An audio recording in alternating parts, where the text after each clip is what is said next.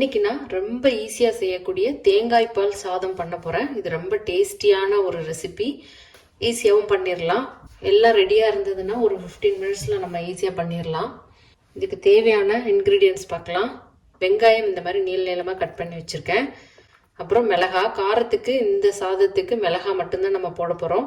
பெரிய மிளகாவாக இருக்கிறதுனால நான் 2 எடுத்து ஸ்லிட் பண்ணி வச்சுருக்கேன். உங்களுக்கு சின்ன மிளகா இருந்தால் ஒரு 4 கூட போட்டுக்கலாம். அப்புறம் கொஞ்சமாக இஞ்சி, அப்புறம் பட்டாணி. நான் வந்து ஃப்ரோசன் பீஸ் எடுத்திருக்கேன். இது நீங்கள் ஃப்ரெஷ்ஷாக கிடைச்சா அதையே யூஸ் பண்ணிக்கலாம். அப்புறம் கொத்தமல்லி, புதினா, அது 2ஐயும் கட் பண்ணி எடுத்து வச்சுருக்கேன். அதுக்கப்புறம் தேங்காய் பால், அப்புறம் அரை முடி தேங்காய் வந்து நான் பால் எடுத்து வச்சுருக்கேன். அப்புறம் பாஸ்மதி ரைஸை தண்ணியில் ஊற போட்டு வச்சுருக்கேன். ஒரு 300லேருந்து 350 கிராம்ஸ் எடுத்திருக்கேன் நான். இதுதான் மெயின் இன்க்ரீடியன்ட்ஸு. இது தவிர நம்ம பிரியாணிக்கு தாளிக்கிறதுக்கு யூஸ் பண்ணுற பட்டை, கிராம்பு, ஏலக்காய் இதுதான் தேவைப்படும். இப்போ இதை எப்படி பண்ணுறதுன்னு பார்க்கலாம். முதல்ல பாத்திரம் சூடானதும் அதில் கொஞ்சமாக எண்ணெய் விடுறேன். எண்ணெய் சூடானதும் நான் பட்டை, கிராம்பு, ஏலக்காய், அன்னாசிப்பூ அதை போடுறேன். அதோடு சேர்த்து கொஞ்சம் பெருஞ்சீரகம், சோம்பு, அப்புறம் கொஞ்சம் சீரகம். இது நல்லா பொரிஞ்சதுக்கப்புறம் இதில் வெங்காயம் போடுறேன். அப்புறம் மிளகாய், அப்புறம் இஞ்சி. இதை போட்டு நம்ம 1 or 2 மினிட்ஸ் நல்லா வதக்கணும்.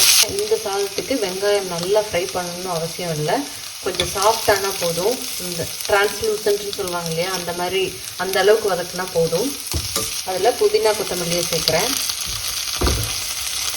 அது போட்டு லைட்டாக வதக்கி விட்டதுக்கப்புறம் நான் பட்டாணி சேர்க்குறேன்.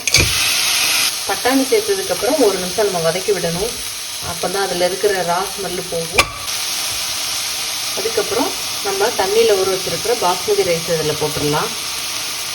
இப்போது ரைஸுக்கு தேவையான உப்பு சேர்த்துடலாம். உப்பு சேர்த்து 1 நிமிஷம் நம்ம அதை கிளறி விடணும்.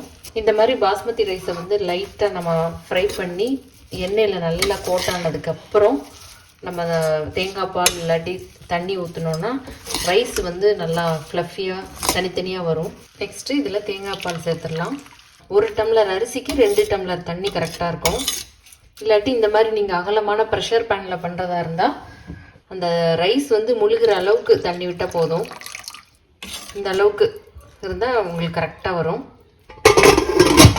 இப்போது இதை மூடி வச்சிடலாம். ஸ்டவ் வந்து மீடியம் ஃப்ளேமில் இருக்கணும். 1 விசிலில் இது ரெடி ஆகிடும்.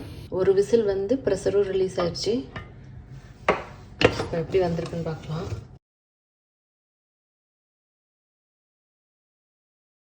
இந்த மாதிரி இதை லைட்டாக கிளறி விட்டுறணும். இந்த சாதத்துக்கு பெருசாக நம்ம சைடிஸ் எதுவும் தேவையில்லை. குழம்பு கூட அவசியம் இல்லை. சும்மா ஒரு ரைத்தா இல்லாட்டி நல்ல காரமாக ஒரு சிம்பிளாக ஒரு பொட்டேட்டோ ஃப்ரை பண்ணாலே போதும். சூப்பராக சாப்பிட்லாம். இல்லாட்டி ஒரு ரைத்தா கூட சாப்பிட்லாம். ரொம்ப டேஸ்ட் நல்லாயிருக்கும். நீங்களும் இதை மறக்காமல் ட்ரை பண்ணி பாருங்கள். Thank you all.